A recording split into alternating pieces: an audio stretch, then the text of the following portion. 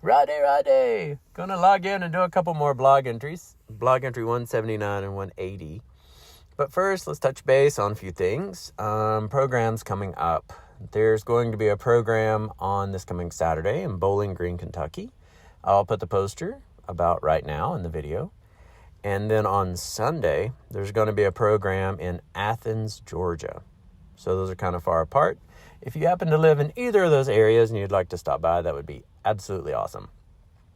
Other than that, everything's going good. Starting some classes on Zoom, starting some Zoom question and answer things. Those are coming along. If you have any interest in those, feel free to email me at BhaktiYogaMonk@gmail.com. And yeah, everything seems to be moving forward, which is awesome. All right, so here we go. Blog entry 179. And this is from March 24th of 2025. So in this one, I was still in Texas. And this is a really interesting realization I had on this one, because I was wondering about action and inaction. And that's a big topic in different ways and from different aspects. So here we go. Something that keeps coming to mind is the question of how individual effort finds balance with connecting to Krishna's guidance and grace. How do we know when to act and when to simply surrender? On one hand, if we want to accomplish something but do nothing, nothing will happen. Effort is necessary, yet if we do too much effort, pushing, planning, and striving to the point of exhaustion or distraction, we can lose touch with the very presence of God that we are trying to align with. This imbalance often shows up as us spinning our wheels, working hard but feeling like we aren't moving forward, unsure why progress isn't coming, and frustrated by the gap between intentions and outcome. In these moments, it becomes clear that effort and surrender are not opposites, they are partners. Effort provides the structure and energy needed to move in the world, while surrender ensures that our actions remain aligned with Krishna's will and infused with love rather than mere busyness. It's also about detachment on outcomes, which is really interesting, though, because they say you're supposed to do your seva with detachment, and that makes sense. So you're not supposed to be attached to the outcome of it, but somehow you're supposed to be attached to doing your seva for Krishna enough that you complete your seva, or that you do your seva, or that you're drawn to engage in seva. So it's really an interesting parallel in different ways. Remaining detached on outcomes, but attached to Krishna and attached to the seva for Krishna in a way that's healthy and aligned. Really interesting. Practically, this means cultivating awareness in each step. Noticing when we're overexerting, asking ourselves whether our actions come from a place of love and devotion, and being willing to pause and trust the guidance that Krishna provides.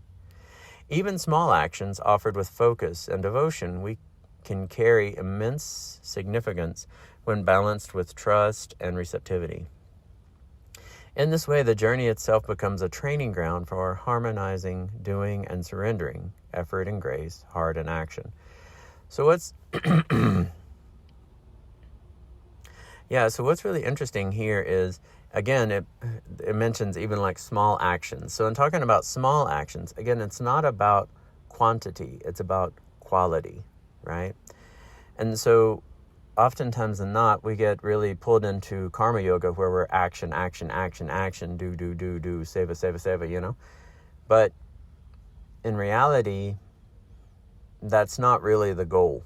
The goal is to grow your love for Radha and Krishna and grow your love for God and your connection. And so if you can do 1 minute with full love and emotion from your heart to Radha and Krishna, that's way more than all day of just doing a repetitive action of seva and not having your heart engaged and the emotion engaged and that loving exchange and that devotion of seva that you're doing. So it's really something to keep in mind when you're feeling your devotion and your process and when you're doing your seva, like how it fits and how it feels and what is balanced for you in that process, which is really interesting. Yeah. But action in action and being attached in a way that's healthy and then detached in a way that's healthy when it comes to doing seva and devotion and doing, not doing. Yeah, interesting topics. All right, so blog entry 180. Here we go, from March 25 of 2025, and this was also in Texas. My class last night had the largest turnout so far, 6 total people. Wow, big. It was also the quietest group yet. With very few questions, they mostly just listened. Even their body language was hard to read, so it was challenging to gauge their reaction to the material that I was sharing. In some ways, it felt like a new experience for me, learning to teach without the usual cues of engagement that I'm used to listening to and relying on. Despite the quiet, there were signs of connection. Everyone took the morning prayer with them. They connected to the Facebook page for Radha and Krishna pictures. These small actions reminded me that even without immediate feedback, seeds of devotion are being planted.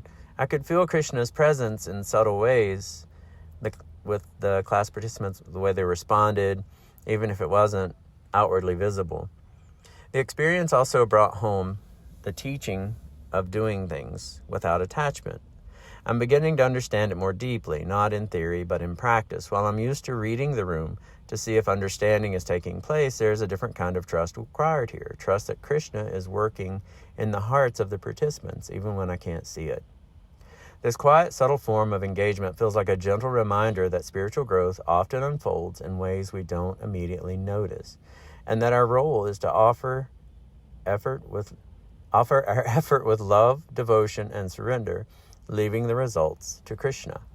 And again, this comes back to the being attached enough to, when I feel moved, and like me having felt moved inside to go teach and do the sannyas thing and put on orange and live in a minivan and travel and try and do this, build a little group, you know what I mean? This whole thing. So for me to be attached enough to continue and continue engaging my relationship with Radha and Krishna in the way that I do in doing this seva for them that I'm choosing, but yet also simultaneously remain detached about the outcome. And so it was really interesting, like the day before, I had the realization thinking about effort and how it goes and results and attachment, where's it coming from? And then right after that, I had that experience of teaching for an hour, and it was wild. Like, there wasn't a sound in the room, like no questions, no responses, no engagements. But since then, I stopped back by and had another class there, and it was nice and lovely, and everybody had a nice experience, even though I couldn't see outwardly in the normal way that they were. So Krishna was moving them, and they were having experiences there.